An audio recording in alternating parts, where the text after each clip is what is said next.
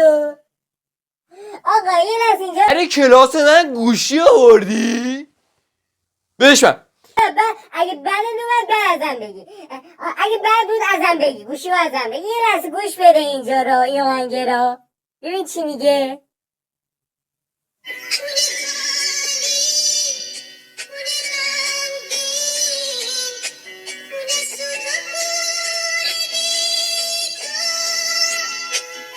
خب آقا یه سا الان اینو که گوش دادی چی گفت؟ خونه خالی، درسته؟ خونه خالی اینجوری میگفت، با غم میگفتش، غم داشت، یعنی از خونه خالی ناراحت بود، درسته؟